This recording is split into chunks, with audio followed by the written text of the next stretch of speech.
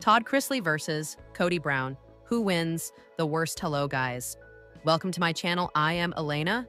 Have a nice day. For the latest news update, please subscribe the channel and press the bell icon. Reality TV has given us no shortage of dysfunctional dads and husbands, but two names rise to the top of the chaos leaderboard: Todd Chrisley and Kody Brown. One is a Southern real estate mogul turned federal inmate with a flair for control and couture. The other is a polygamist patriarch who slowly unraveled his own family on national television. Both men have delivered jaw-dropping moments, questionable choices, and enough red flags to stop traffic. But when it comes down to it, who really takes home the title of worst reality TV dad/husband? Let's break it down. Kody Brown versus Todd Chrisley. Who takes home the title of personally? I really dislike watching these two men on the small screen. They are vain and most definitely know that this article is about them. More often than not, they don't seem to care who they hurt as long as they come out on top. But eventually, all their bad deeds catch up with them. Todd built an empire on Southern charm, expensive taste, and tight control over his perfectly curated, traditional family.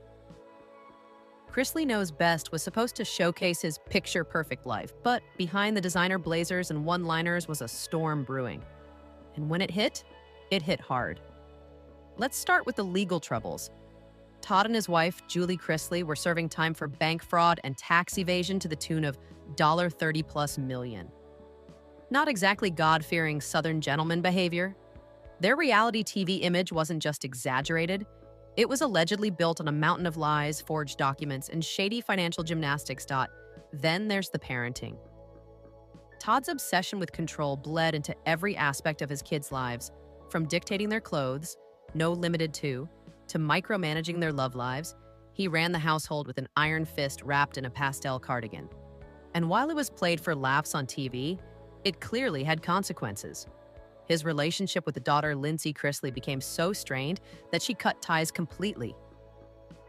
Publicly. On multiple occasions.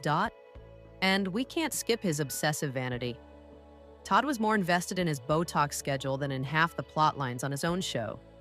He used his appearance like armor, but as the legal walls closed in, the cracks in the facade grew harder to ignore. Todd's downfall may have been spectacular, but for years, that downfall was actively hurting the people closest to him. All while he smiled for the cameras and quoted scripture. Then we have Kody, the polygamous patriarch of sister wives, who somehow managed to turn a show about religious plural marriage into a years-long masterclass in emotional neglect. The father of 18 began the series with 4 wives.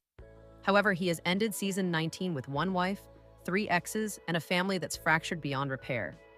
And the wildest part? He still doesn't seem to understand what went wrong. Let's start with the parenting. Kody has openly favored some children over others, often showing up for Robin Brown's kids while ignoring birthdays and milestones for the rest. The emotional whiplash his children have endured, especially during COVID, when he enforced rules that only applied to certain households, was brutal to watch. And his husband credentials? Even worse. He gaslit his wives for years, belittled their concerns, and then acted shocked when they left. Christine Brown's exit was a TLC-worthy mic drop, and Janelle Brown's quiet departure was the final nail in the spiritual marriage coffin. Then there's the religious righteousness. Kody used faith to justify his behavior, but only when it suited him.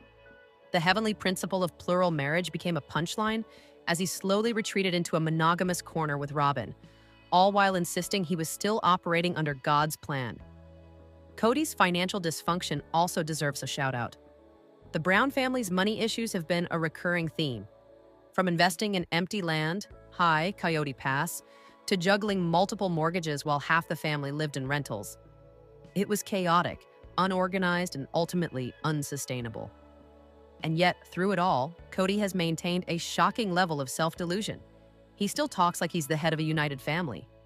Sir, 3/4 of your wives left you on camera. As messy as Todd is, and trust us, he's a walking cautionary tale. Kody takes the crown. Why? Because Todd's damage, while severe, came with a hard stop. The law intervened. The story had a clear arc, but Kody's dysfunction is still unraveling, and it's happening in real time. He continues to decimate relationships under the guise of leadership, using faith and favoritism to justify his every move. The emotional toll on his wives and children is ongoing. Todd may have been locked up, but Kody's still out here emotionally bankrupting his family with no court date in sight.